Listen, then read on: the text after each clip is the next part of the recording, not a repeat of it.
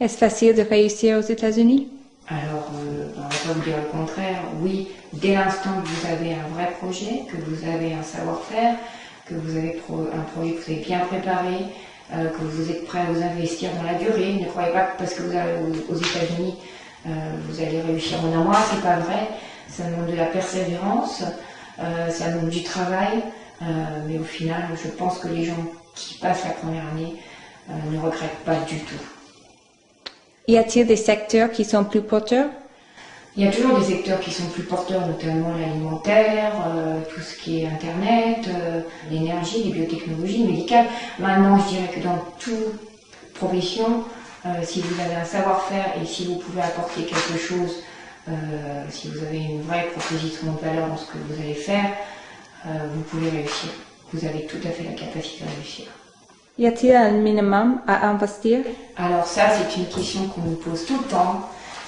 C'est une question, si vous regardez sur Internet, vous avez autant de réponses que de questions.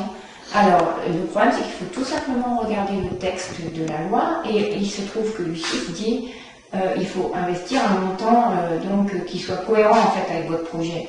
Exemple typique, vous investissez, vous montez une société de consulting, vous avez besoin d'un ordinateur et d'une assistante. Il est clair qu'on ne va pas vous demander un budget de 500 000 $ a priori. Donc peut-être qu'un budget de 60 000 $ va suffire. C'est arrivé pour donc nous une personne qui a monté une société de consulting pour donc faire de la recherche d'ingénieurs pour des sociétés autour de lui. Donc avec 60 000 $, le projet est passé. Maintenant vous me dites je vais monter un restaurant donc avec 100 couverts à Manhattan, à New York. Non, si vous me dites je viens avec 60 000 $ pour monter un tel projet, non, on va vous dire non. Donc on va vous dire soit vous changez de projet ou vous changez d'endroit pour que ça devienne plus cohérent avec votre budget, soit vous trouvez les fonds pour que votre projet soit en cohérence avec votre budget. Doit-on embaucher du personnel sur place? Alors c'est évident, d'ailleurs ça fait partie du visa investisseur puisque vous demandez un plan d'embauche sur 5 ans. Donc, selon le business, vous allez prendre 1, 2, 3 salariés. Si vous montez une société de conseil, peut-être qu'une assistante suffit au départ. Maintenant, si vous ouvrez un restaurant, il vous faudra certainement quelqu'un en cuisine et quelqu'un en salle.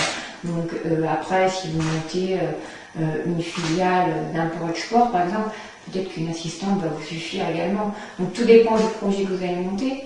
Mais oui, il faut embaucher au moins une personne la première année et montrer une progression dans votre plan d'embauche, en tout cas des embauches qui soient cohérents avec le type de business que vous allez exercer. Vous êtes chef d'entreprise en Europe, notamment en France également.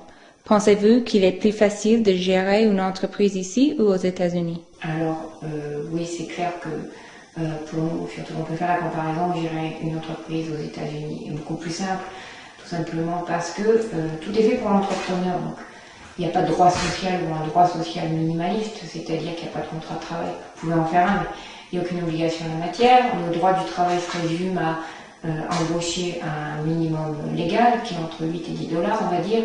Après, évidemment, pas de discrimination entre les hommes et les femmes, pas de discrimination raciale. Vous pouvez débaucher, laisser partir le salarié, ou alors lui peut partir également selon sa volonté. Maintenant, c'est clair que quand vous avez de bons salariés, vous faites tout pour garder. Donc, plus vous grossissez, plus les entreprises grossissent, plus elles auront tendance à offrir, entre autres, l'assurance santé, et puis également des plans type PER en France, qu'on appellera le 401K ici, donc, et puis à donner des bonus. En fait, la relation entre l'employé et l'employeur ici est vraiment beaucoup plus simple. Par ailleurs, on n'a pas tant de questions administratives. Au niveau fiscal, au niveau comptable, tout est simplifié par rapport à la France. Donc en fait, on peut se concentrer sur notre corps de métier et après on peut se concentrer sur le marketing et le commercial. Donc en fait, on peut se concentrer sur notre travail en fait. Plus d'informations, info@reusirusa.com.